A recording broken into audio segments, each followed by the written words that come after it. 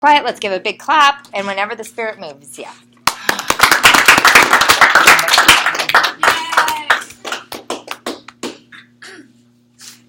Well, clearly this is the lasso. And what's the one person we always associate a lasso with that's not from the Midwest? That'd be Wonder Woman, an icon of American patriotism and the idea that we heralded progressive reform. We fought for social justice, equity, and action for everyone. That's not really the case anymore. When it comes to paternity leave and maternity leave in the United States, we faltered, we've halted, and we've stagnated. The Family and Medical Leave Act, or the FMLA, which, like 5 of you are going to know at this point, it was passed in 1993 and allows 12 weeks of unpaid leave for the birth of a child. This does include adoption. Now, that sounds kind of nice. 12 whole weeks, that's 3 months. But it's that unpaid chunk that's really where the problem arises. And so today, in order for me to persuade you all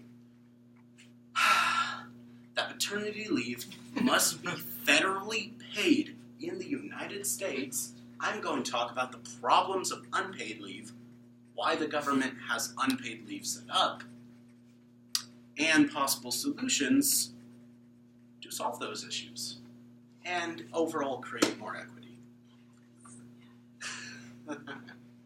And now, from a broader view to a more detailed perspective, let's look into the problems of unpaid leave.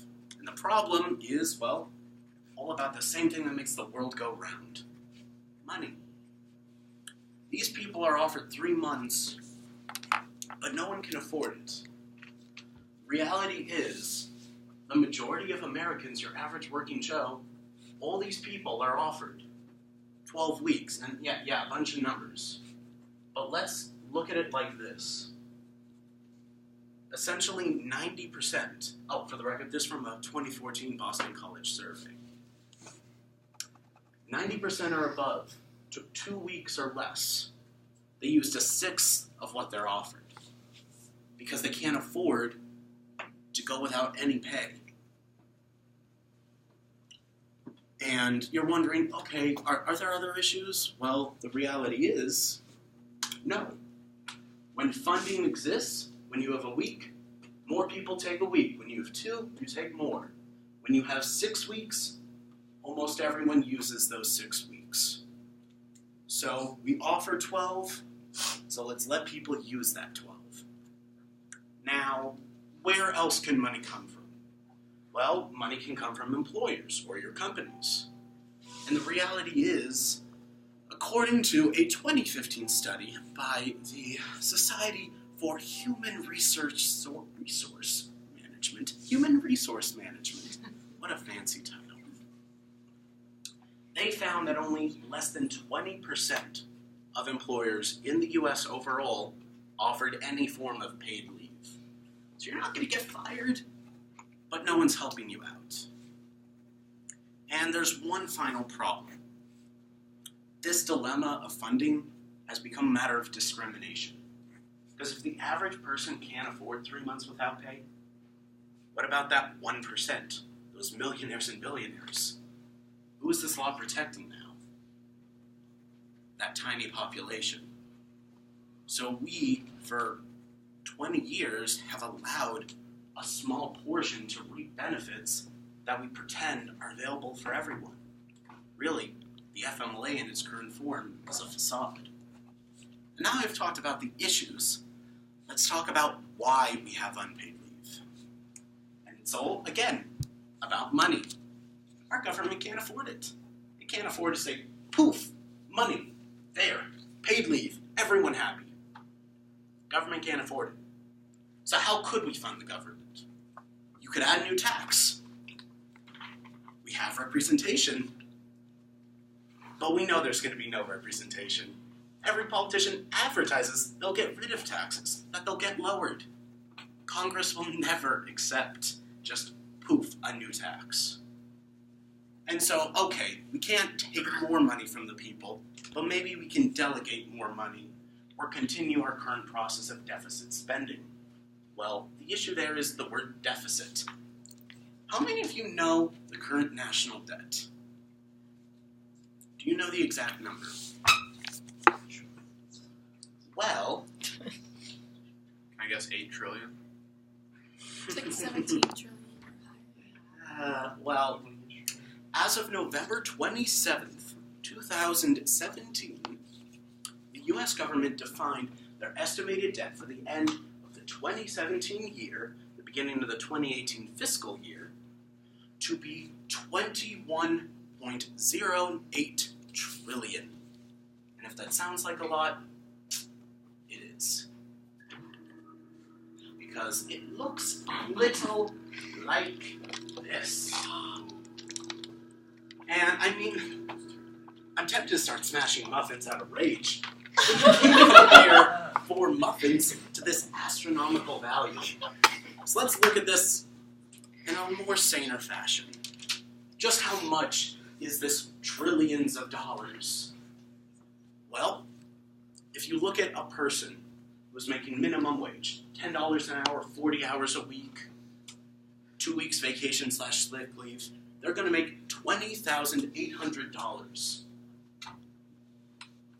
Half of that, or roughly half. So, how much does that equate?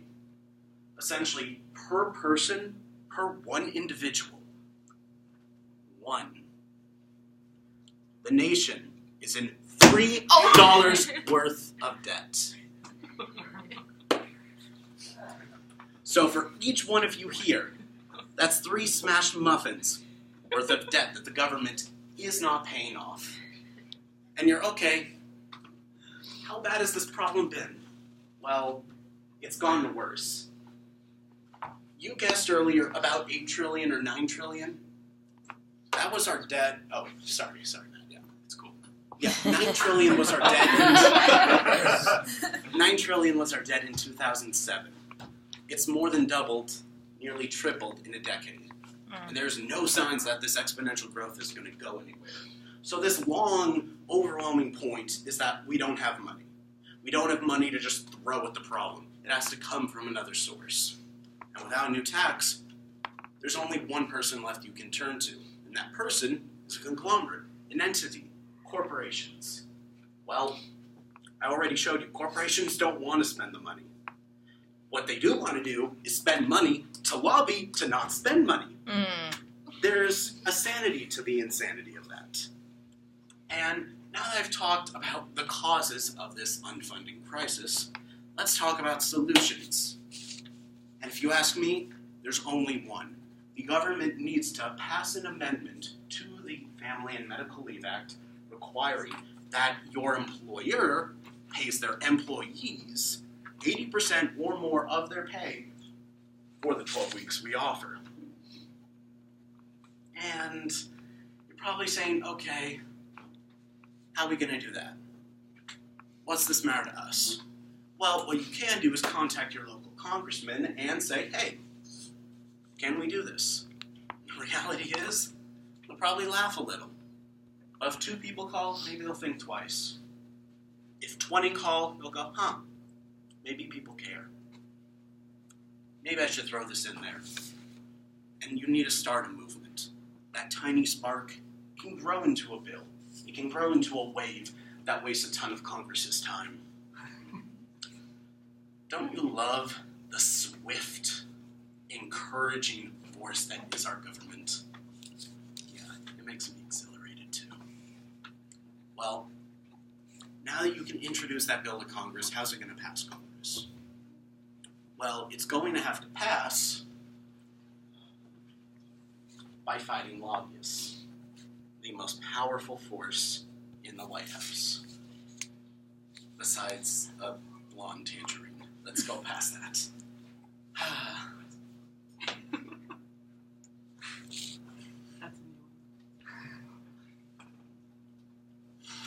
Lobbyists. What are we going to do about them? Well, you can't beat money with money. We don't have the money to throw to beat the money. So you have to use logos. You need to have the better argument.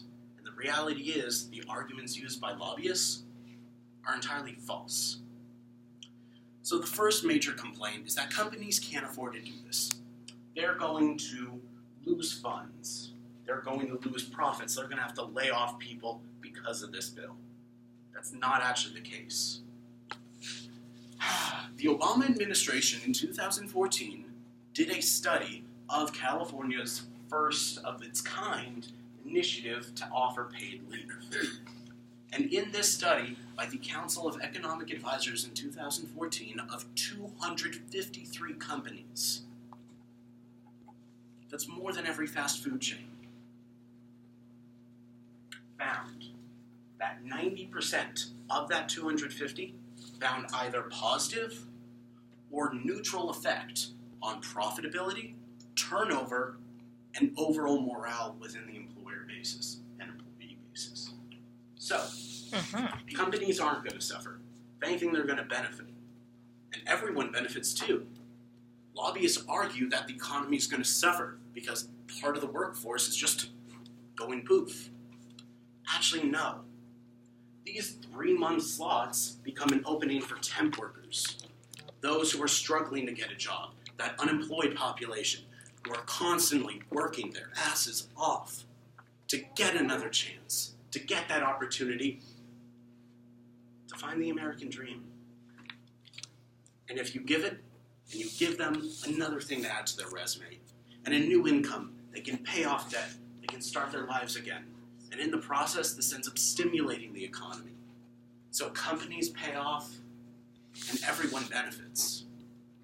So in reality, the only thing lobbyists have are money without anything to back it up. And now that we've talked about why this one solution can theoretically solve all our issues, let's summarize it. In conclusion, I've talked about the problems of unpaid leave, the reasons unpaid leave is currently set up, and the ways in which we can offer paid leave without bankrupting the government or making employers just straight up kill themselves. Well, let's end on a note. This lasso of truth. This idea that we can push new boundaries and that we can be the shining herald of social reform. Well, right now we're not that golden standard. We're a shameful exception. And while we might want to exclaim that we're the Wonder Woman of the world, right now, we've only acted like a Suicide Squad. Oh my God.